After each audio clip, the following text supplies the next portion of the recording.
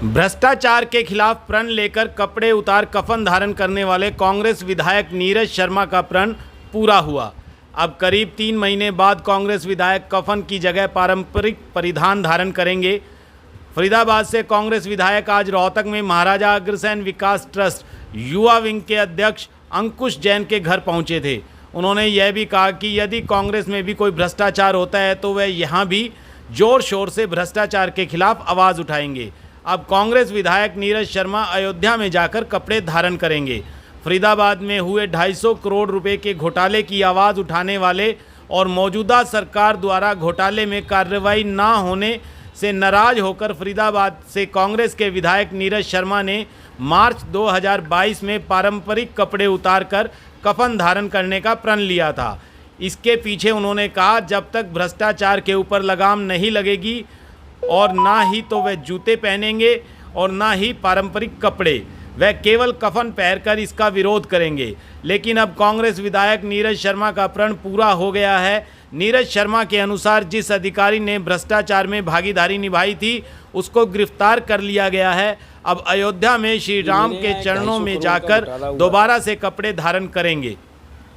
और मैंने सारे कागजात दिए, लोकल बॉडी कमेटी का मेंबर भी था, कमेटी में भी ये चीज़ प्रूव होगी, घोटाला हुआ है, विजिलेंस इंक्वायरी हो गई, पर सरकार कोई कार्रवाई नहीं कर रही थी।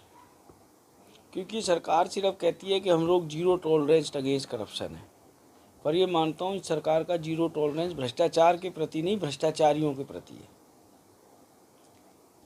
तो मैंने सरकार से एक ही सवाल पूछा था कि आप भ्रष्टाचार के केस में चुईया को भी अंदर कब देंगे। तो सरकार का जवाब आया पटल पे विधानसभा के पे, हम टाइम बाउंड नहीं कर सकते।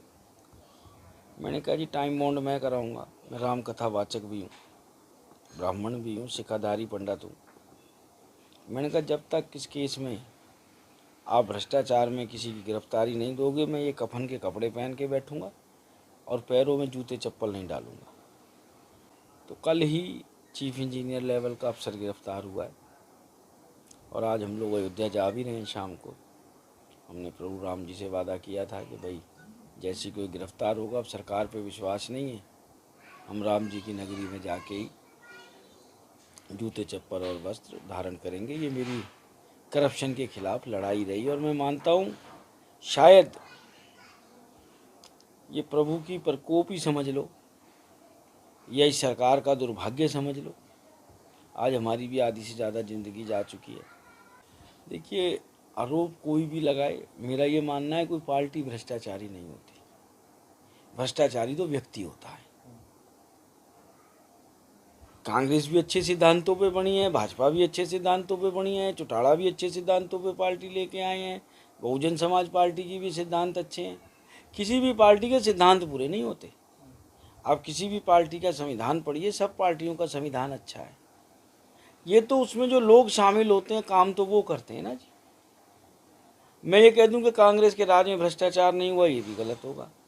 परंतु मैं एक बात जरूर कह सकता हूँ, कांग्रेस के राज में जहाँ भ्रष्टाचार उजागर होता था ना, ऐसा बेशर्मी से आंखें नहीं खोल के दिन में अंधेरा कहा जाता था।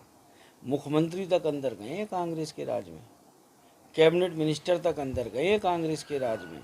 राम भक्त हूँ, राम जी के सिद्धांतों पे चलता हूँ। गलत गलत होता है, उसमें कोई बीजेपी कांग्रेस नहीं होता। मतलब आवाज़ उठाएंगे आप? हो सकता है और जोरदार तरीके से आवाज़ उठाऊं। पहली बात तो आवाज़ उठाने की नौबत ही नहीं आने देंगे हम।